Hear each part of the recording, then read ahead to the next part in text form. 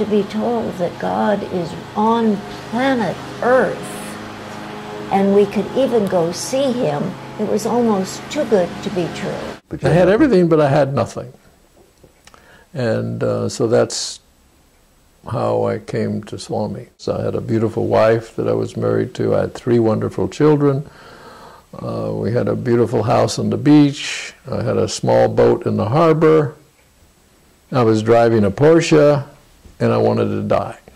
We really don't have that much privacy here, you know. Swami, our God, knows. He knows who we are, what we're thinking. When we're skeptical of him and his teachings, he knows about that. He knows who loves him and who pretends to love him.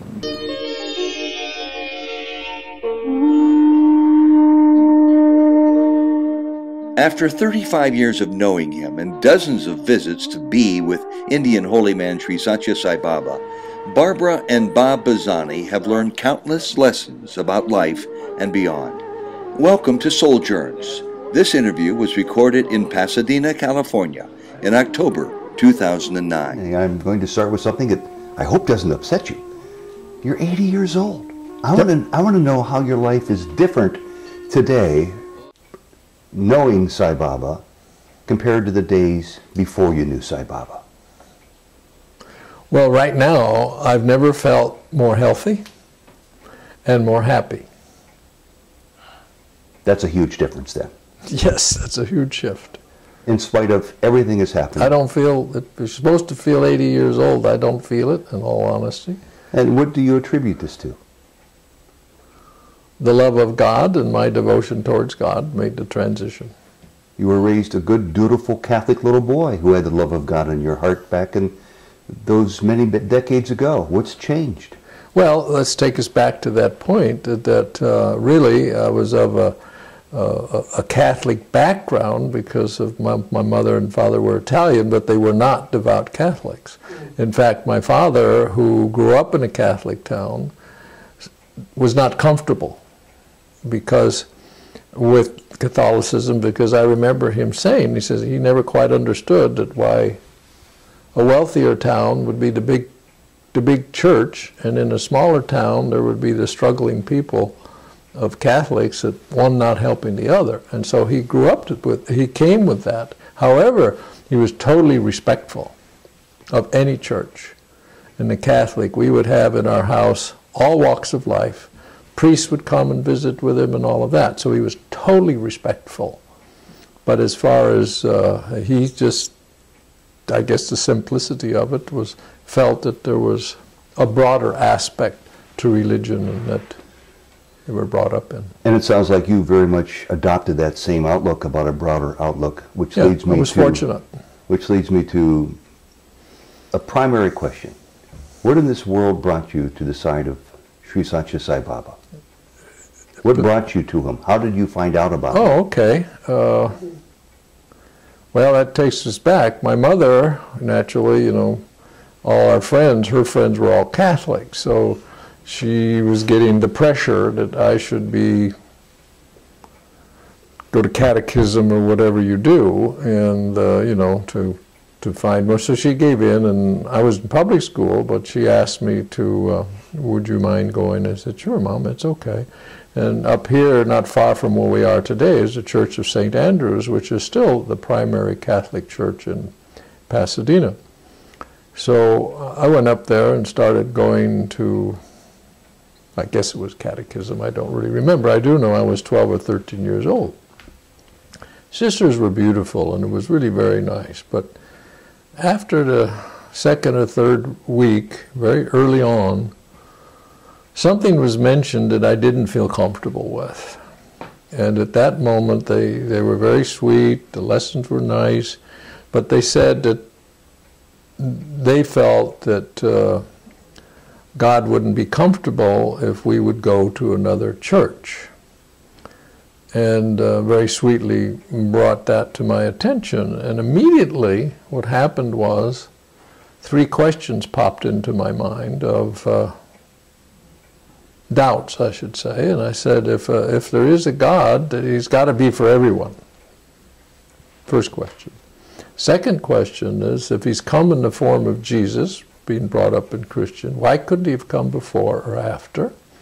Third question is, as you know, when we're little, all the time, but especially when you're young, you look up at the skies and the stars, and you're kind of in awe of what you're looking up and say, gee, there must be much more to this than what man thinks it is. 12 years old, 13 at the most. You were a deep thinker for a youngster. Not really, because what was the next step? I totally forgot that, and it totally went out of my mind. And so I followed the path, I think, of most of us, why we born in the West, of finding happiness, quote unquote, in the world. You know. Did you find it? Things, getting rich, whatever, you know, having fun and doing all of that. That this is true happiness because, oh yes, I forgot one important thing. I had a tremendous fear of death. And the fear of death was, it's over because there's no more fun. I can't enjoy what's given here. That was my fear.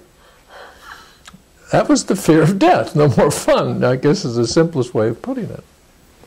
So therefore, my path, or whatever we want to call it, I just dove into the world completely to get what you're supposed to do to be happy. I had good parents who did everything to get me a good education, take care of me, was a good growing up. And looking back, I wanted to be in business. I didn't, and so eventually I was in business. I had a beautiful wife that I was married to. I had 3 wonderful children. We had a beautiful house on the beach. I had a small boat in the harbor. I was driving a Porsche, and I wanted to die. That simply. I don't like using this word, but I guess I will since I'm here this morning with you. I didn't really think of suicide, but that type of giving up in the mind was there. I didn't really ever consider I was going to do it, but it was that depth of unhappiness that I was. And on the outside, nobody knew it. Even my lovely wife, family, parents, nobody knew how unhappy I was. You had everything, but you I had everything, but I had nothing. And so that's how I came to Swami. When I had nothing, but I had everything, I wasn't unhappy with my wife or my children or my mother. I was happy with all of that, but not really happy from the spiritual point. Well, you don't necessarily pick up a daily newspaper or watch a television program and learn about Sri Satya Sai Baba, so the obvious question is, how did you find out about Baba? Well, that's where my beautiful, better-than-me wife, as quoted by Sai Baba, came into my life, because at one time he said, came up to me and said, your wife is better than you. And a year later he comes up and says, your wife is much better than you. So she was the instrument in our family to bring Baba into our family, and she did it through her wonderful way of, she was open to things, to astrology. We'd had Buddhist monks in our house and that kind of thing. So it was a very new age type of thinking that Barbara was, and part of it was yoga, Hatha yoga. And so Indra Devi came into our life, and she took a lot of people to Swami. And so Barbara would come home and talk about Satya Sai Baba. So she's the one, my wife introduced us to our family through Indra Devi. And how soon thereafter did it start to click for you, or were you originally a skeptic and a doubter? I don't like using the word skeptic or doubter because I was very open-minded about everything. I was very fortunate about that. I was brought up in an open-minded family. But when she came home talking about Sai Baba, I didn't like it because I thought she'd come home from her retreat and be happy and a good wife, and no, she would talk about Baba. And I said, well, that's not my expectations when you're coming home from a yoga retreat. So the first year she came back and talked a little about Sai Baba, and I dropped it. It just didn't go any further, and that's fine. Then she went the second year, then she was all enthusiastic and said, I'd like to go to India, and that's when I shut up and just kept quiet, and I said, and so this was soon thereafter, this was the summer of 1973 that she went, and then when she came home, she said, I'd like to go to India to see Sai Baba, and I talked around it, and there wasn't much discussion. But during the fall of 1973 is when the depth of my unhappiness came forth. And I was in a separate business with some partners, and I was driving an hour and a half back to the beach, to the office, and it was separate from my car business. We were in the motorhome business, and a group of us was trying to do something in the motorhome business. So I was really the so-called president, and he was the chairman, so I had the respect for people's positions. And this gentleman called up after I'd driven home in December of 1973, and he asked me to come right back up to the office because he set up an appointment to meet with this manufacturer. And I said to myself, and I explained to him, I said, look, this isn't, I know it's not worthwhile to do, and I didn't want to do it. And I said, I just don't think it's worthwhile. And he got really upset with me, and he said, don't you want to be rich? And hung up. Well, being responsible, you know, I'd always been, and so I got in my car, and I drove an hour and a half up in this area here, where we are now. And to myself, I started saying, no, I don't want to be rich. No, I don't want to be rich. Hour and a half up, the meeting was 5 minutes, about like I thought. I'm an hour and a half back, saying the same thing, like a mantra. Now, it was more than the wealthy part. I just, no, I don't even go, that's what I said, because it's, I don't want to be rich. No, I don't want to be rich. I had to do with dollars and cents. I'm sorry about that. So anyway, I kept repeating it. And when I got back, it was, by then I left at 4:30. The time I got back was 8 o'clock. I was exhausted, 3 hours driving in traffic, and saying this mantra all over was a cleaning. And so I said to Barbara, I'm exhausted. She had had dinner for me ready, and I said, I just want to go take a shower and go to sleep. And so I had a bite to eat, went upstairs, showered, and just fell into a deep, deep sleep. So I was ready. I didn't know it at the time, but Sai Baba appeared. Not in a vision, not in a dream, but in person. Wait a minute now. The clock is competing with us. Sai Baba appeared in your bedroom in person? Here in Pasadena? No, we were living at Capistrano Beach, on the beach. And how did you react to that? Well, as one story leads to another story, yes? Were you awake? Were you awake during this time? Oh yeah, no, I woke up. This is not a vision. This is not a dream. His it's not a form was in your room. This is, I woke up. And Swami's, I can picture it exactly right now. We had a very, in fact, we still have in this bed where we have now is the bedboards, and I woke up, and at the end of the bed, I was on the left side, Barbara's on the right, she's sound asleep. He's there in a white robe. And he spoke to me in my father's voice, not in his voice. Now, I've seen pictures of Sai Baba. So he spoke to me in my father's voice, and this is how, the fascinating part, how things are. I knew who he wasn't, but I didn't know who he was, because I said, "Hi, Dad, how are you?" And he said, "I'm fine, working very hard," in my father's, worldly father's voice. And then he did like this. He says, "Don't worry, everything will be all right." And we had a little conversation, you know, Dad and working, and that's what Sai Baba would say.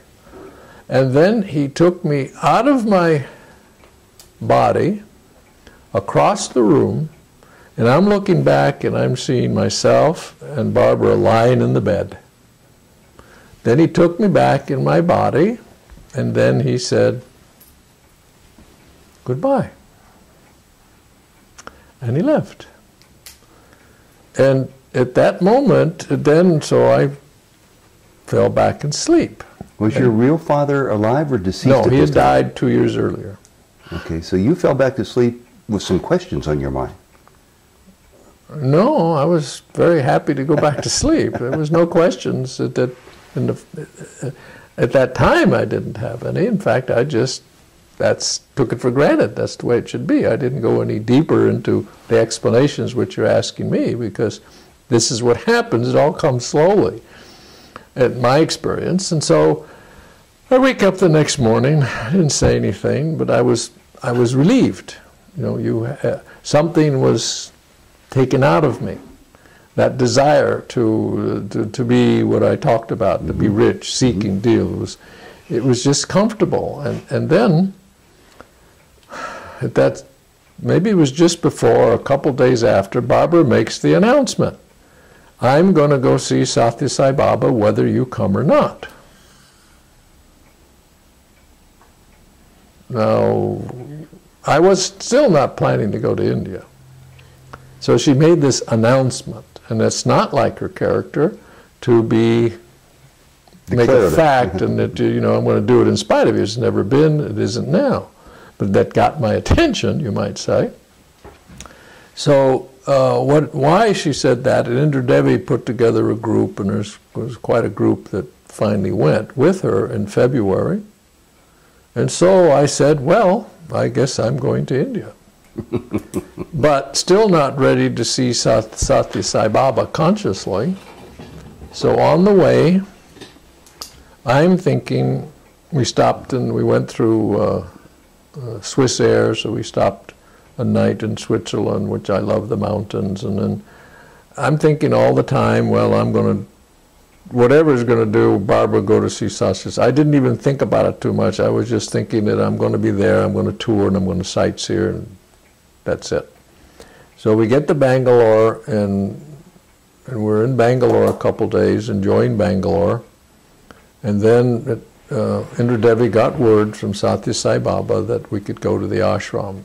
She had that contact. We waited there in Bangalore till we had permission to go. It so happened, and looking back, there was a reason for that too, because we were just a couple days after Shivaratri, of which we knew nothing about. But we weren't supposed to be there for that. So when we arrived, the ashram was cleared out. And I told Barbara, I said, okay, I'll take you to the ashram. I'll take you to the ashram to be sure you're okay, and then I'm going to go back to Bangalore and continue to sightsee or whatever. I didn't even check out of the hotel. I left my suitcase, and so we went in the afternoon. But by the time we got there, it was too late, and the drivers would not go back. So I had to stay over. It continues, the story. Well, that's what we're waiting for, because sooner or later, probably within that 24-hour period, you laid your eyes on Sai Baba's form for the second time. Correct. That's exactly what happened. So we wake up and we're in the canteen, and then the canteen was no larger than this living room, with men on one side, lady on the other, sitting on the floor, and they served us a wonderful banana leaf.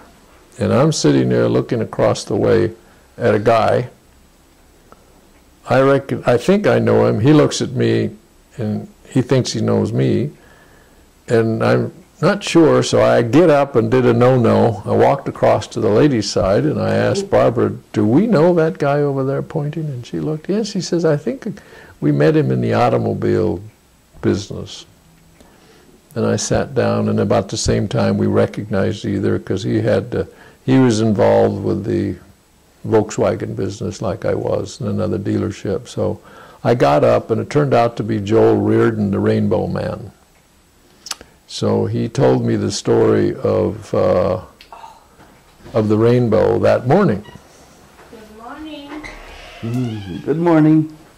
Okay. And I said, wow, it hit me that if Joel Reardon felt something, there must be something. And so anyway, but I didn't think about it anymore. I said, okay.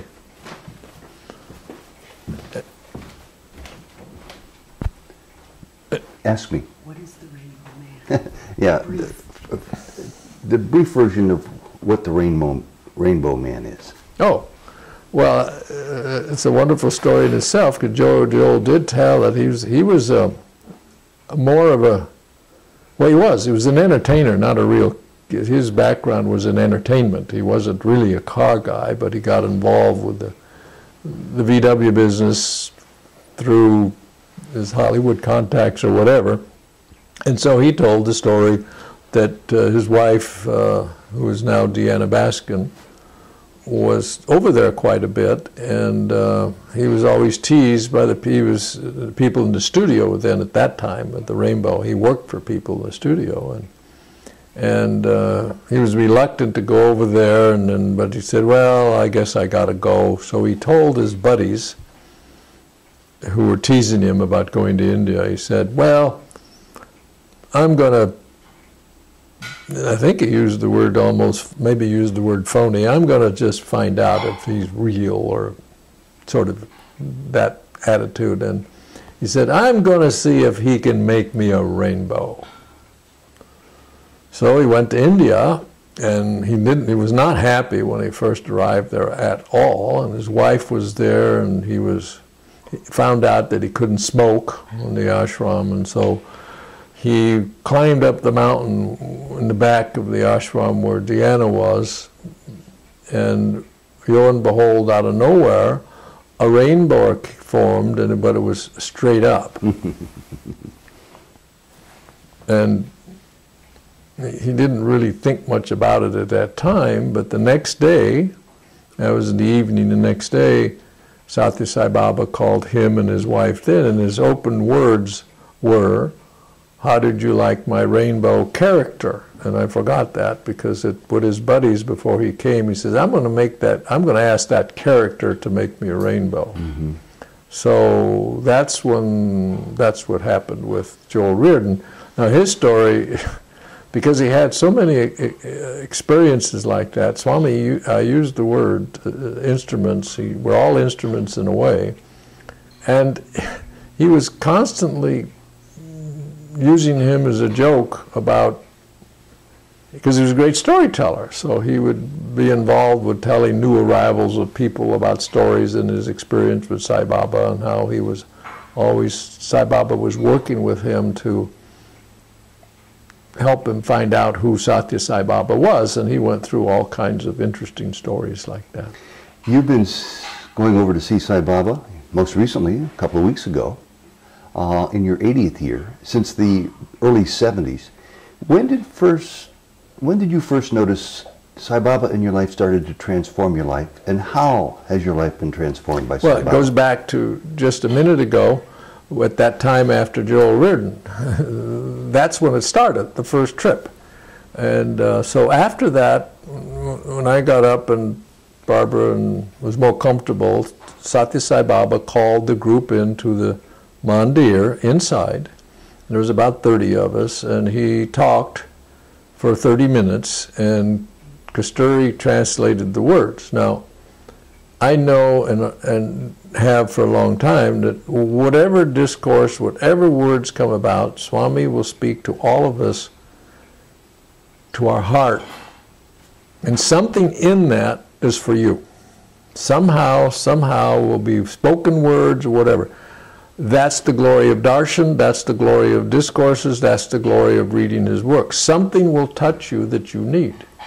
So in this talk, I do not remember anything what Kasturi translated. Nothing, only one thing. There was a lady that was there, and he materialized a little necklace or something. But during that 30 minutes, I go back to when I was 12 years old, because that was the key. He answered those three questions. Yes, there is a God, and he's for everyone. yes, he's come before Jesus and he's here now. And thirdly, there's much more to this universe than what man thinks there is. And so, whammo, that's when it hit. And I walked out, found Barbara, and said, I am staying, he is God. Interesting addition to that, Barbara said nothing, and then we stayed.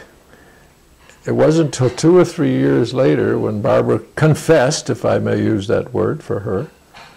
She said, you know, I knew he was a holy man and I liked being over there, but it took 2 or 3 years later before I got the message on who he was.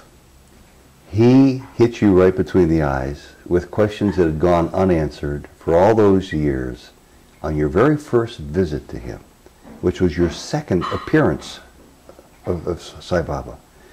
So many stories have passed through your consciousness in the intervening 35 years.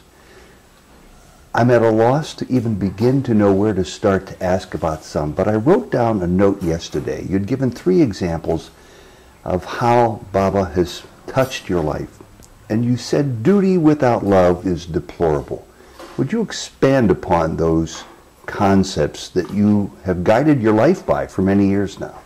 I'd be very happy to, because your previous question was, when I finished this story, she said, well, when did the transformation start? My answer was, it started right then and there. And so the next day, Swami called us, Barbara and I, in for an interview, and believe me, it's a lot easier when you don't have no expectations. So we had no expectations when we went in to see Swami. What's an interview about? You know, we didn't know. So it was a good place to be. And so he calls us in, and his opening comments, he spoke mostly to me. He did speak to both of us. It caught our attention. He talked about us, and he talked about our children and described them. He knew them better than we did, his characteristics, and that got our attention. And so then he said, he spoke to me, and he started rubbing my heart, and was on my chest. And Barbara reminded me of this. And he just started rubbing it, and he said, you're very unhappy. And I know mentally I said, even though I know he's God, he doesn't know how unhappy I am of what I described earlier. So he said, in the most loving, sweet way, oh, don't worry, that will change. So now I'm ecstatic. I'm going to go back to Capistrano Beach. Work will change. Maybe there's a new job, and everything's going to be great, and everything is just fine. Expecting it to be like that. Little did I know. Keep talking. You can talk right over that. Okay. Little did I know, and I'm laughing about it, what he was saying very directly. He says, everything will be changed, but it's you that are going to change. Transformation. And so again, the first words that well, 2 things he said. Number 1 was military when he first saw me. So that hinted towards somewhere in a past life. We've never had to go further with that. But I understood it better now, because then he said, just after that, he said, duty without love is deplorable. Duty with love is desirable. Love without duty is divine. And then you know how he can emphasize that, divinity. And so that you remembered that from all those years. Did I ever? You know, not right away. But now, in answer to your question, 30-some years later, I just takes myself right back to that first trip of why he said, don't worry, things will change. So my path of transformation started then and there. Love without duty is divine. Tell me how that hit you and how it hits you today. Well, it didn't hit me at all at that time. That was lesson number 1, which I didn't have a clue what he was, he just said it. And yet we were talking on your veranda here yesterday about how this is a continual unwrapping of the secrets of the cosmos as you go deeper and deeper into the significance of some of these sayings, especially that one, love without duty. Love without duty is divine. Well, again, I go back to 35 years of my fortunate being under his wing, that he constantly was bringing this to my attention, step by step by step, to take me from duty without love is deplorable to the next step, that duty with love is desirable. And I'm not there yet in the final one, but I have a deeper understanding that love, what did I say? Love without duty is divine, you know. And what's interesting to me is that school is still in for you, isn't it? Oh yeah, the teacher's still there, in. And the class is on, and you haven't received your diploma yet, no. And you're still learning, as recently as just several months ago, to hear your stories as you repeat them so honestly and so directly to me. And that's a lesson that I think people who might be watching an interview about Sai Baba for the first time can profit from. I don't know. Well, school never ends, is what I'm learning. Well, again, Satya Sai Baba says, quote, you think you're born to live, like I did, find happiness in the world. No, school, life is a lesson. You're here to learn. And this one most people don't want to hear, but I'll say it. He says, you are born to learn how to die, not how to live. Now, with that, he goes on to teach that, you know, as we're going through this process to understand that who God is and who you are, so when it's time to move on, ideally, you know who you are at that stage. Oh, as an add-on, when Swami early came into my life, fear of death went away. I was going to ask you about that. Totally went away. You no longer think you're going to miss the fun? Yeah, I go. It's absolutely. Sometimes you get detachment comes in and all that, but down deep, I don't have a fear. How about other fears? Do you have many? Not so much today. And Baba's lessons seem to come in triplicate for you, because another lesson, series of 3 lessons that has guided your life, because I've heard you talk about it many times over the years. And you finish the phrase, reflection? I laugh because I go back again to that. I don't think I mentioned that the discourse, the first discourse of Swami that I heard, and Barbara brought home the letter, the record that the box had produced way back when, and those big recordings, what was it, the big first record players we had, of course, Kasturi gave Satya Sai Baba's discourse that he made, I think it was 1968, at the first World Conference, which was in Bombay. And Charles and Faith Penn happened to be at that. But where he announced, and this is what he said, I announced publicly to the world why I have come. And, you know, in Puttaparthi, in the village, he did all that. But that's the first time he announced to the world why he has come. He said in the past, the avatars have come to protect the righteous and destroy the unrighteous. And I related to Krishna about that in discourses I remember. But he said, and this avatar has come that if I were to wipe out the unrighteous, all of you would have to go. Because he said, all are tainted. The message of this avatar is simply very short, very sweet. He's come for transformation.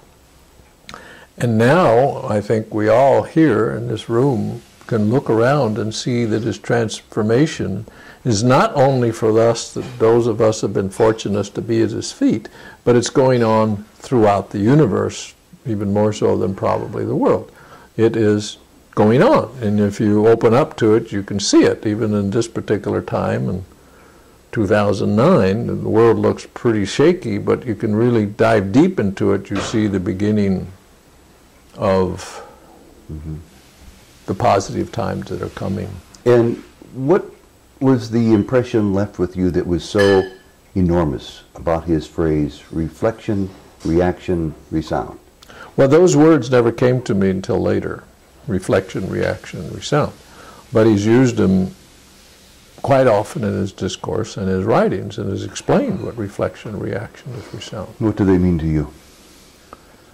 Well, again, going back, you know, I first have to share the experiences of my beginning of transformation without even diving into those words, because they didn't even use them at the time.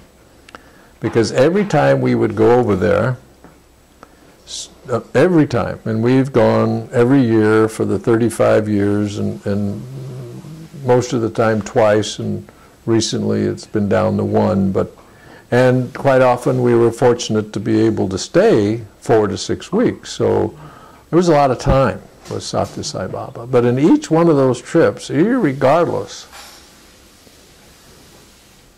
something I had to learn in the process of transformation. But I didn't get the big picture until later on, that that's what I was going through, even though from the first words he says, don't worry, it will change. It took me some while to click. But I was very fortunate early on with Swami that I used the word grace, because I understood early the saying is, if you take 1 step towards God, he will take 10 and 100 towards you. And that's the most important part of my experience that I would like to share with others. When there is a point that you have an understanding that you need to learn something, that's the point that you need to take the step to ask help from God, and he will respond. Even though you don't know, if you just ask, okay, let's use the word fault. If I recognize this fault in me, help me get over it. And every time he would, and there's some really neat stories that I'd love to share, all the little incidences that he would do, because they're always fun and loving, but very difficult at the time, because and then another thing I've learned about Satya Sai Baba, it takes a long time to get this, because when we all go through our trials and tribulations, we can't help but to think it's the end of the world, this is the end, oh boy, I can't take it. He won't, the love of God is so deep, it just won't happen that you won't, and it's very hard to share this when you're in the, but he won't give you more than you can take. Especially if you recognize it and take 1 step towards him. I got story after story. I think you'll run out of whatever you got in that camera. You had a few faults that were overcome with his help? They are important and interesting and fun. Pick one at random. Well, I think an easier one to understand is the word ill will. And Swami works, Satya Sai Baba works, if you look back, who he's brought early, who he brings next, and thereon. Okay, we arrived after the first of the year, I don't remember when, quite a while ago. And I had found out after this experience that many sannyasis came to visit him throughout India, and they actually had a conference in Pune Chandra. And his message to them was no ill will. I didn't know that till after my experience, but it ties in that this actually how, if you look at Satya Sai Baba, that's his transformation, step by step. So anyway, I arrive, Barbara's just enjoying Swami, and I get the lesson. She didn't need him. But he walks up to me and he, showing this, he shakes his finger and he looks at me and he says, no ill will. And he turns and walks away. Well, I learned by then that you got to dive into it. You've really got to want, because at first I said, that's one characteristic I know I don't have. I don't have ill will. I was in, not denial, I was totally surprised. I really didn't think I had that. But that, you see, is going back to a transformation. He'll pull out of what I call weeds, those things that you unaware that are still in your consciousness. That's the devotion of the avatar. The others that you know you have a fault are much easier to deal on. They're out there in the surface, but he dives deep, and that's why I was totally surprised. No, not me. So, again, this was quite a few years. By then I'd learned, I said, there's something to learn here. You've got to dive into it. So at nighttime, every trip for years, I'd toss and turn. I couldn't sleep. I'd wake up the next day and I'd have dark circles and just trying to figure out what he meant. And this is this was a shorter trip. I had to go back for a meeting. So about a few days, maybe 10 days, maybe nearer the deal, I woke up and said, wow, I do have ill will, and I identified it. In my business, automobile dealership, we have regional managers. And the regional manager was, I thought, on my case as a dealer. I could not identify it, I don't know why, but we had this relationship. And so I was thinking, I didn't know what I was thinking, but I kind of felt he was really after me and had ill will. That was my thinking about this fellow, that he was after me and that he had ill will. That was the surprise when I got it.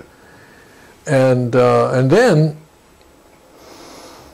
Satya Sai Baba, when I did get the message, and this happened an awful lot, he would come up and he would say very simply, when did you come? And then the morning after I got it, he walked up and he said, when did you come? Well, by then I knew he was saying, you got it. Mm-hmm. And so I had, the day after we were to come back, there was a meeting that we were going to meet with the regional manager, his department heads, not a small agency, it's not a big agency, just one big agency, with our department managers in the conference room. So knowing now that it was me that reflected the ill will and the other guy, reflection. I didn't use the word then yet, but I knew what his teachings, I got an inkling beginning to get this reflection, reaction, resound. So the day we arrived, in the morning that this team showed up at 8 o'clock in the morning, a day after I arrived, and I said to him, his name was Mike, and I said, Mike, before we go into the meeting, come on into my office a second. And I was really very open. And, you know, we were standing at the door at my office. We didn't even sit down. I said, you know, Mike, I know now that you are doing the best that you know how to carry out the job for your company. And I can appreciate that. That's what I said. And you know what happened? He started to cry. We hugged. Shook hands. He started to cry because it was from the heart. I wasn't being phony. And he really brought tears in his eyes. And then we went into the conference room and we had coffee and donuts and everybody went home. There was no meeting. Either one of us can't even remember, couldn't remember today, what we were to meet about. That's how simply, when you get a teaching, there was absolutely no meeting or any thought about one. We just all went home. And that's the key. Once you get the message and you've got the transformation, there's no need to go into it. There's no need to relive it. It's finished. It's over. And from there on, he's retired like I am, and we still get Christmas cards, and we're friends. We were immediately friends from there on because he was a doggone good regional manager. Has your feeling about Sai Baba changed much over the years? Who is he today compared to who he was when he first realized? I don't think so. I don't see how that could be. For me, I don't. That's not a question, because he is who he is in my mind. He is, as I said to Barbara, walking out. He is God. I am staying. Now, his message is constantly to help us recognize who we are, and. You know, I'm not, but that's also part of the transformation. And I can skip forward, if you'd like, on this process of reflection, reaction, and resound, because in 35 years, the process that he has taken me through, is the first reflection. There's three parts of it. As it's so easy for some of us to be critical of the world, critical of where we came, critical of where we, there's always somebody else's fault. It's the blame game, and we're prevalent in it now. So you start from that point of reflection. And if we all would think about it, you could find an example very easy. So if you start from that point, and as Satya Sai Baba says in teaching reflection, reaction, and resound, the world is as you see it. If you see the bad, it's inside of you. From, quote, Satya Sai Baba. And he always has encouraged us to see the good, because he also says, even now, there's more good in the world than there is bad. So he says, concentrate on seeing the good.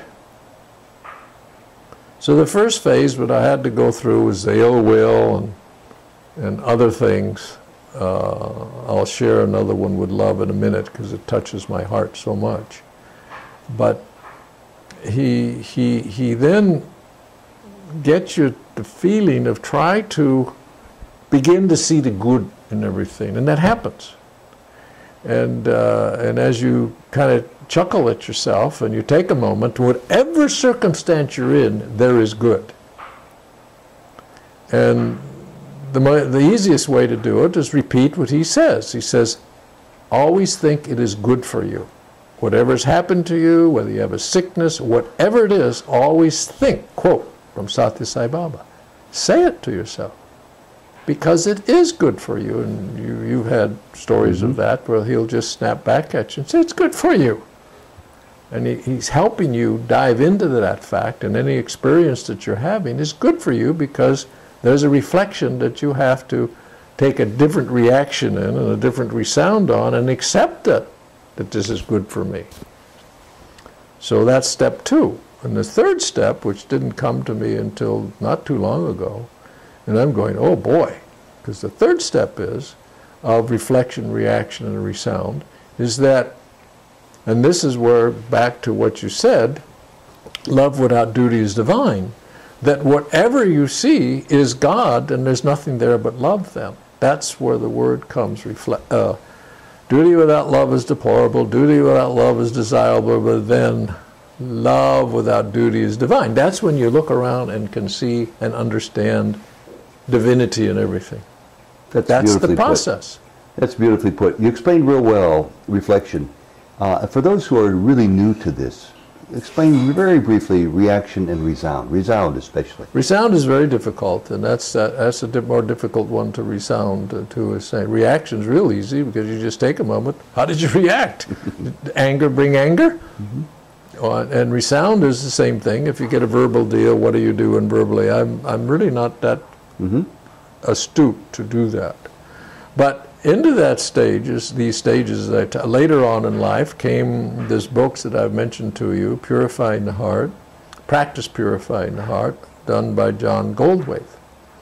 And he came in to my life with that book, and it came to me, and I dove into it, and that's when I had a deeper understanding of what I was going through. And this was sometime during the 2000s when he wrote the book. What's the biggest obstacle to purifying your heart? Very big, because we're all in denial. It's everybody else's fault. It's that simple. It's that simple that you have to, I even get, my Italian comes out and want to dive deep and say, look, what's out there you deserve. You've got to face up to that. If you're in a situation, sometime, somewhere along the line, you did something, and past lives to some people are difficult, it'll be now, or it'll have been in a past life, and you're going to come back. Now, here's an interesting thing about karma, which I had to learn. I always thought karma was pretty simple, that if you punch somebody out, you're going to get punched back. That's it, somewhere. It's much more deeper, because as Satya Sai Baba says, when you do good, you do not know how much good you've done, and if you do bad, you do not know how much harm you've done. That's the spookiness of karma. And if you have so your one bad action may have a ripple effect and have 10 reactions. Oh boy, would it, can it? So then karma is multiplied by 10. You don't know. You don't know.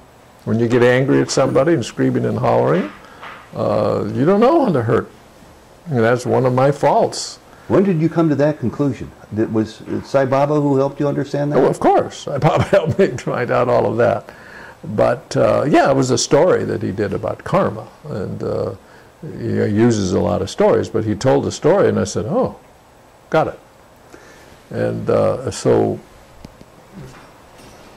where did I leave off? Well, let me ask you a question. You and Barbara have been among the fortunate ones on this planet because you've gone at least once a year for 35 years. By my calculations, twice a year for a good number. That's maybe 50 visits to see Sai Baba in the Forum, plus the one time in your bedroom here. That's 51 visits.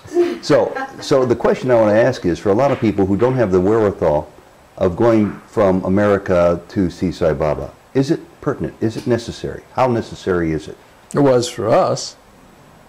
And you know, I can't judge that for somebody else. I don't think that would be proper. Could other people be on a serious path coming closer to Sai Baba without ever getting on an airplane, flying to India? Well, why not? Because everything is God. It's just a why not answer. You know, why not? You know, the other side of it in relation, I thought back a little bit. It says, go back to what Swami says, who are you to talk about me? So let's go back to this a simple question which came to mind. He said, you know, there is a lot of discussion of proving who God is.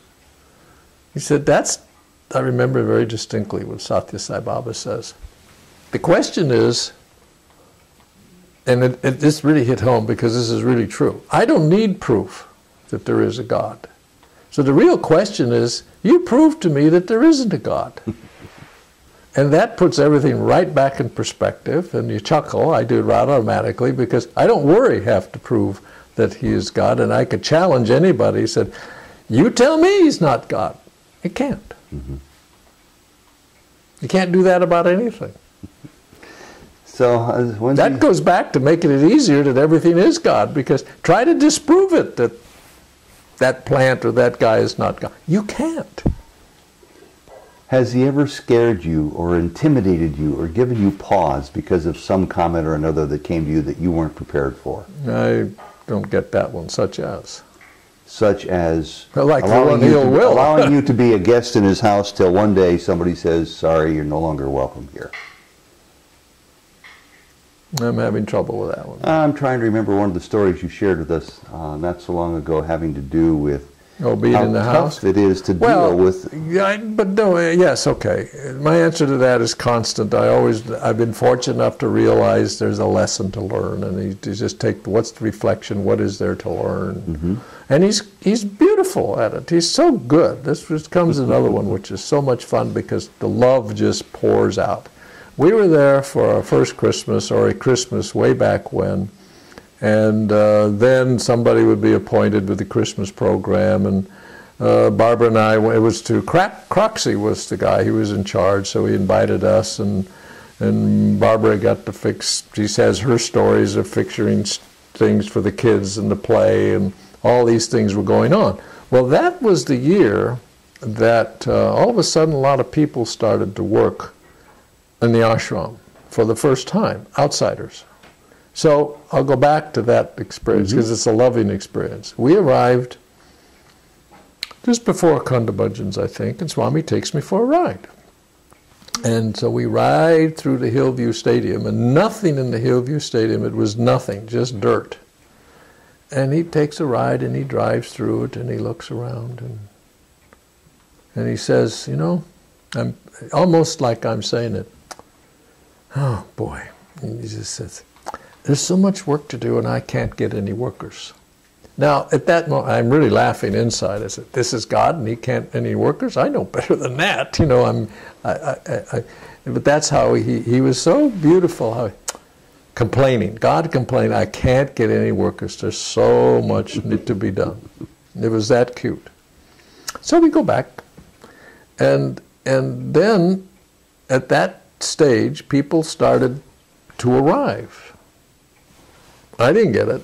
People started to arrive from all walks of life, from all over the world, and they were out working in the Hillview Station around the ashram, cleaning the dirt, doing all kinds of things. And we were in Arizona then, and Barbara, even who friends from Arizona, Barbara had brought her garden gloves, and she was out cleaning up very properly, like the Queen does, you know, but doing her job out there. But the committee didn't catch on. We were still having our committee meetings, ignoring all of this was going on, especially me. And then Croxy got it. And one meeting, and I said, Swami doesn't want us doing this here. We should go out and go to work with everybody else. So he got it and canceled the meeting. Well, the next morning it didn't sink in with me, so I go out to the veranda and I'm sitting up there waiting for Swami. He comes out the door and he says a statement very loudly. Lazy, lots of work to do. Very loudly. The internet was jammed. This is now Christmas time, before Christmas. Jammed out there, people all over the place. Nobody heard it. One other person I found out years later heard the same message and did the same thing that I did. We got up and took off from the veranda. Before I could forget, darshan was over, we left then. And I disappeared into the fields. So did the other guy later on. And I didn't know that till just recently, but we shared that story and we both laughed together. So I'm now nowhere, going to go to darshan, nowhere near that, because boy, did I do it again, you know. So I'm out there, and it was really enjoyable to work side by side with people from Germany and all over the world, passing the baskets, doing all of that. It was a very enjoyable time. So I find myself in the Hillview Stadium about halfway up the side, digging the dirt when I was all sweaty and enjoying, you know, and up there doing what we were doing in the Hillview Stadium, because eventually there was a bunch of people from all over the world working in the Hillview Stadium. So I'm up there, then I look out just like that, and I see Swami's car come in very slowly. And he takes the whole tour. What he would do when he does that is giving darshan to all the workers. So very slow. Now I'm still trying to hide under a rock, you know, sort of speaking. So he stops right below me. The car stops. And it's probably 50 feet away at least down the hill. And a student comes running up. And he says, Swami wants to see you. So naturally my heart collapses. And I'm dirty and sweaty. I want you to know this was... And I walk down to the car, and he rolls down his window and he says, get in the car.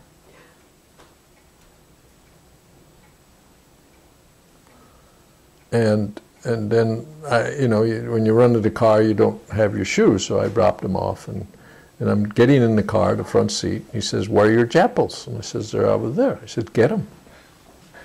So he told me, go get my sandals, bring them with you, get in the car. And he took me back to the ashram, almost dropped me out right in front of my room, without saying a word, other than just pouring out this love of when you get it, that's the 100 steps that you get back. How beautiful. Yeah, it's beautiful.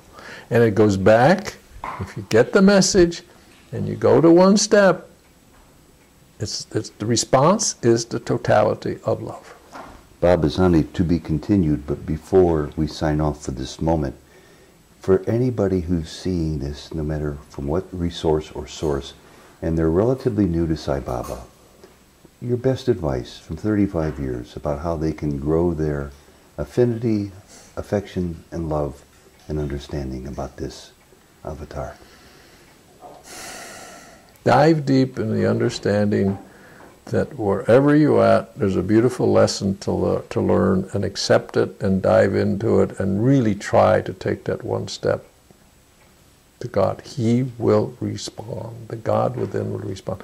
It's simple, to the point, and to get started in it is not easy. I won't deny that. But once you do, it really is much easier, and because your heart is opening, you are loving more, and you see the response, and you are excited. Well, you have to use the word that boy, this is somehow going to work out.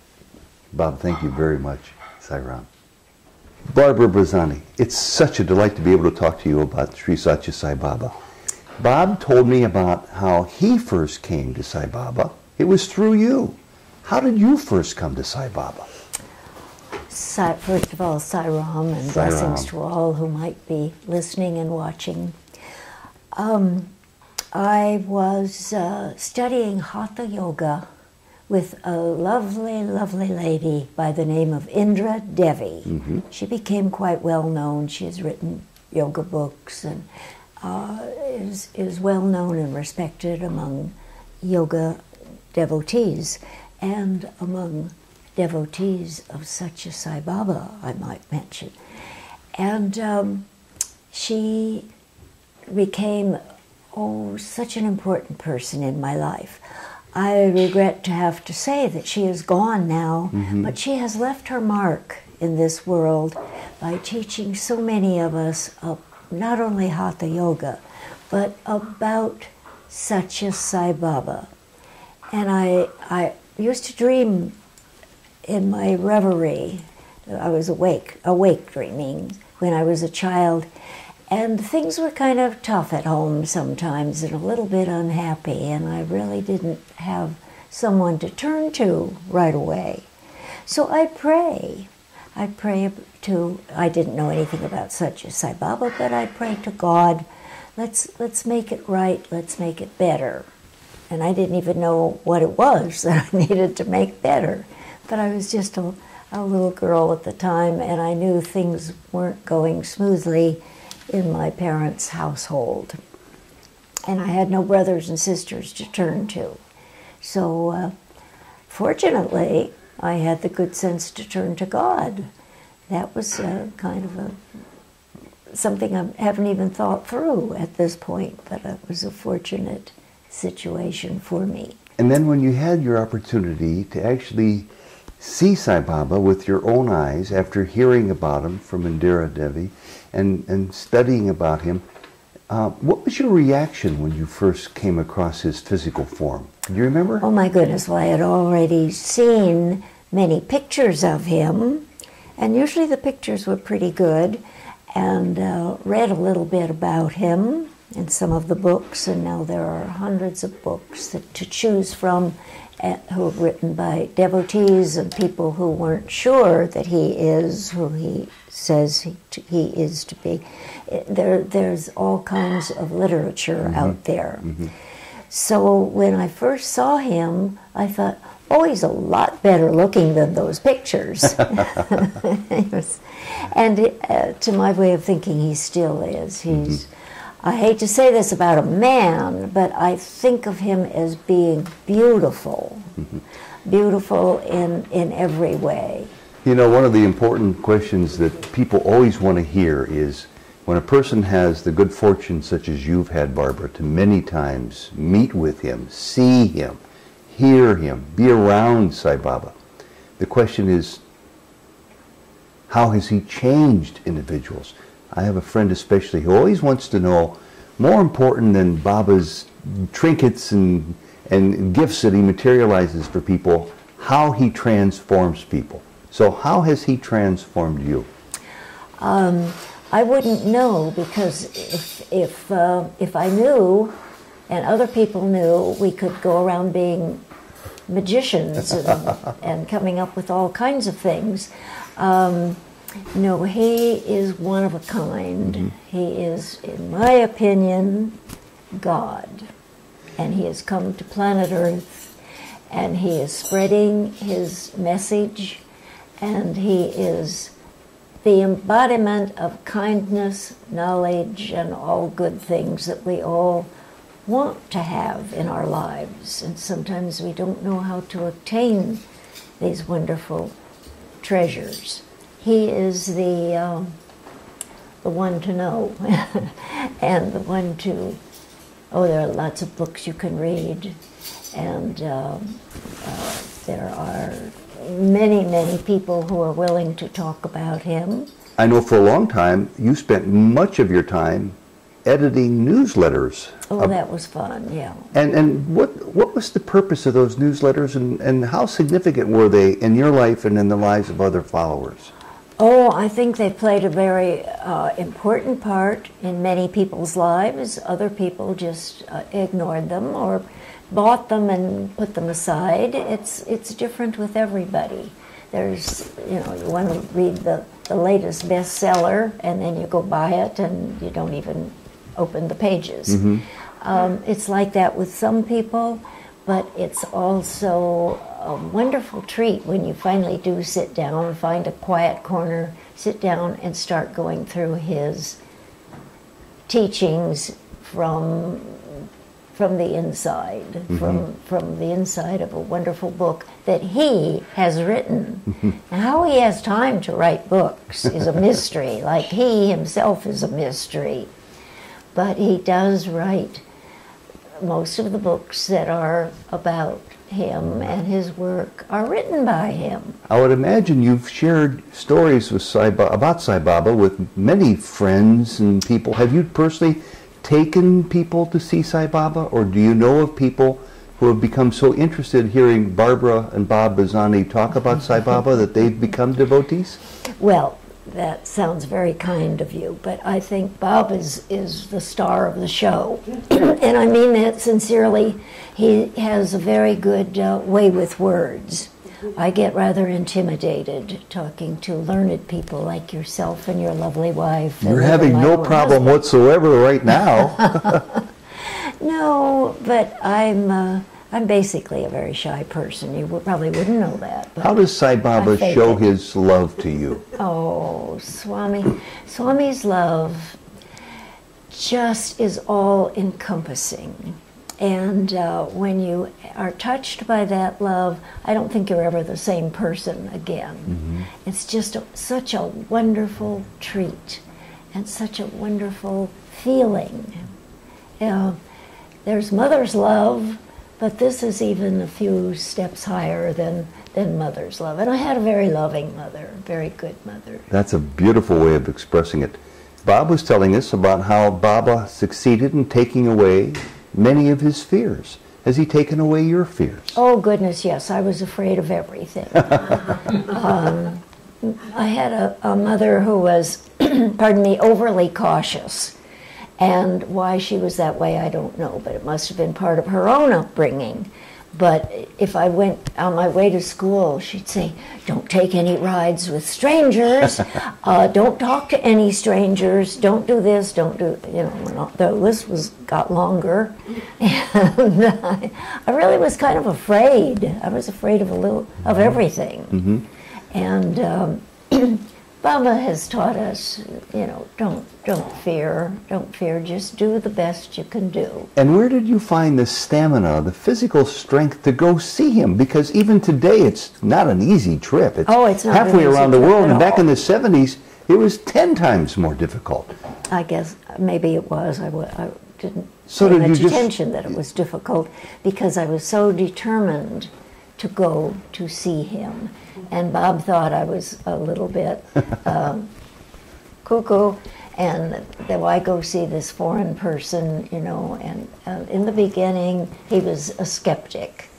And it's wonderful, it's so wonderful to see a skeptic change.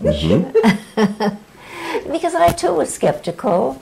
Indra Devi was our yoga teacher, my yoga teacher, and she had so many wonderful stories. I thought, if there is such a person on the face of the earth, I want to see this person. I want to see him. I realized he's considerably older than we were, and maybe he wouldn't be around much longer, so I didn't want to waste time.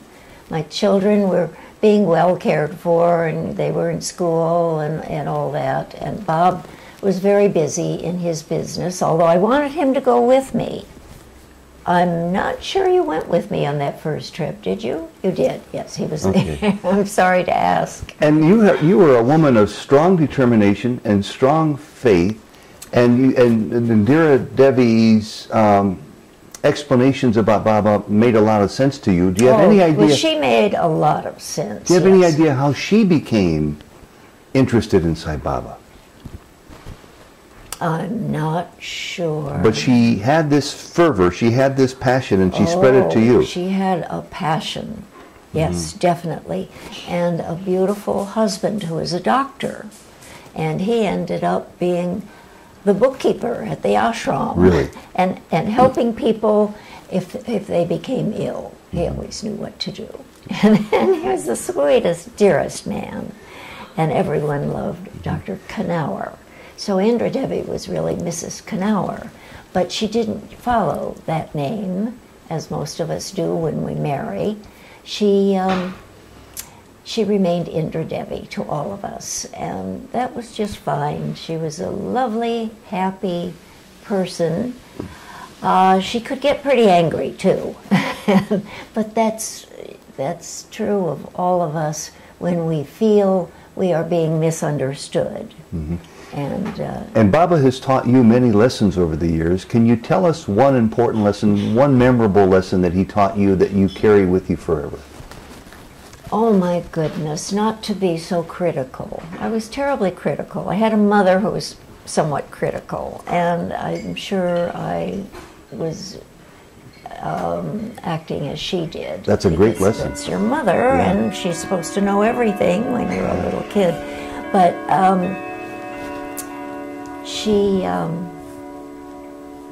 was critical of everyone, including herself, and that was unfortunate that she never quite understood why I wanted to go to India. Who is that Satya Sai Baba? Why are you so interested? It took you several years to come to know that Sai Baba was God. What was that process like?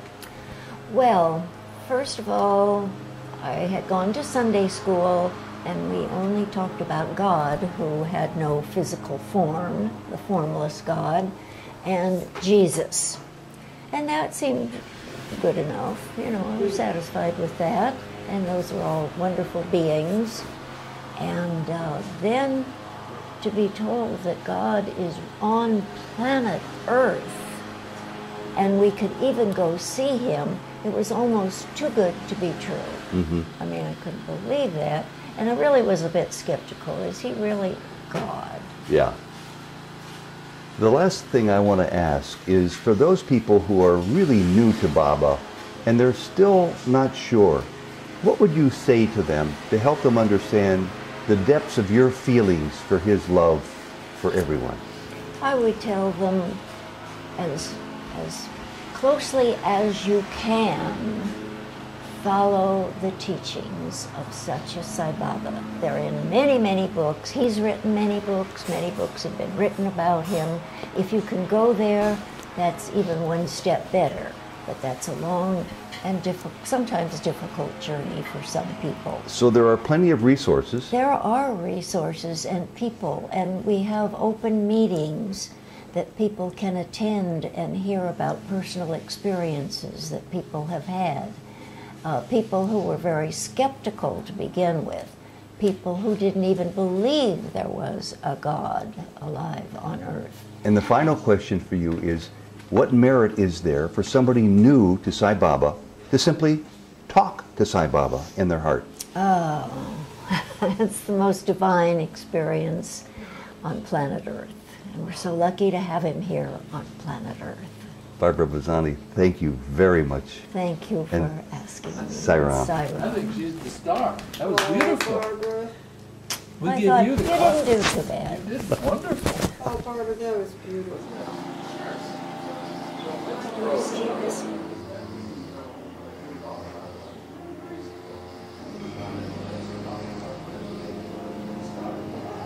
We're accustomed to visions. Well, yeah, I understand what you're saying, because luckily, again, I said earlier, luckily, we're open-minded. See, Barb did her woo-woo stuff coming into the house, and my background, and being